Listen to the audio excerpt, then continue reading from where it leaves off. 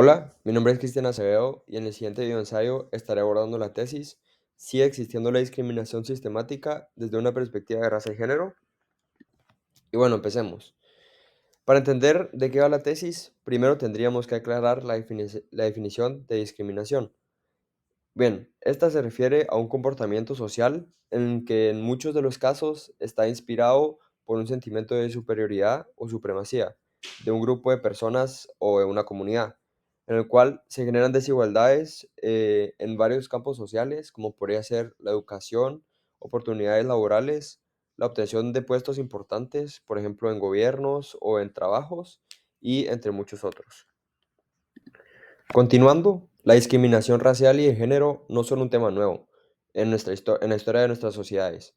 Y aunque con el tiempo la humanidad ha empezado a ser más consciente sobre el tema, todavía existen países que expresan el racismo y la discriminación de género sin mayor consecuencia, y muchos otros que presumen combatirla, pero aún este tema sigue estando en el consciente de su población.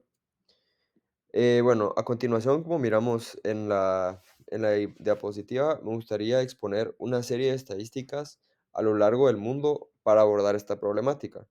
Pues bien, como observamos en la primera gráfica, los grupos que más a menudo se sienten discriminados son los indígenas con un 28%, los afrodescendientes con un 25,6%, y pues también grupos que están relacionados a temas con la diversidad sexual y de género, que es el más alto, con un 37,3%.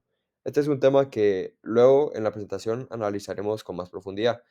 Y bueno, pues también las otras gráficas muestran que en el tema de sexos se muestra que las mujeres son mayormente discriminadas.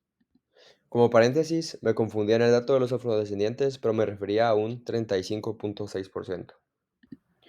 Sin embargo, esta problemática no se queda solo en México, sino que incluye incluso a las potencias mundiales, como vemos en este caso, España.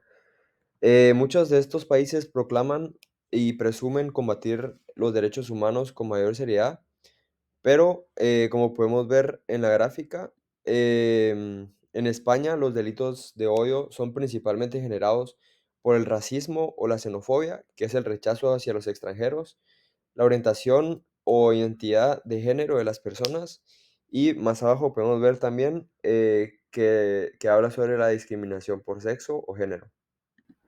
Y cabe destacar que España no es el único ni el más racista en Europa. Como podemos ver en esta gráfica, los más racistas serían Austria, Alemania y Finlandia. Y bueno, ahora abordando la discriminación desde la perspectiva de género, otro tema relacionado es la discriminación sobre todo hacia los homosexuales y miembros de la comunidad LGBT+, que siguen sufriendo desigualdades incluso en campos legales por su orientación sexual. En la primera gráfica se muestra que al menos unos 60 países criminalizan la homosexualidad, al igual que las relaciones sexuales entre hombres. Incluso es alarmante que haya un indicador de que 10 países contemplen la pena de muerte en caso de relaciones sexuales entre homosexuales.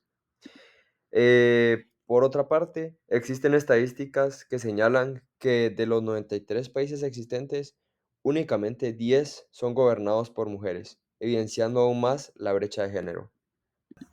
Este otro ejemplo nos muestra el índice de la brecha salarial entre los sexos, a lo que personalmente me resulta curioso y pues alarmante que Guatemala y México, siendo los dos países donde vivo, son los que cuentan con los peores rankings.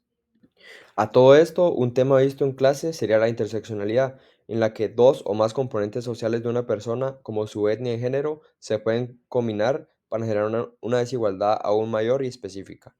Sobre esto, uno de los casos, por lo menos en Latinoamérica, más sonados es el caso de las mujeres indígenas, en donde entidades como el Banco Mundial revelan que, por ejemplo, en Bolivia, las mujeres indígenas reciben 60% menos de paga que las mujeres de otras etnias, también que, por ejemplo, en Ecuador, los hogares que solo cuentan con la figura materna tienen un 5,81 más de probabilidad de ser pobres, y que un promedio de los niños indígenas tienen 1,6 años menos de promedio de escolaridad.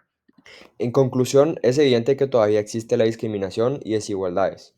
Personalmente considero que los gobiernos y la sociedad tienen una responsabilidad en combatir esta problemática y buscar una comunidad sin prejuicios.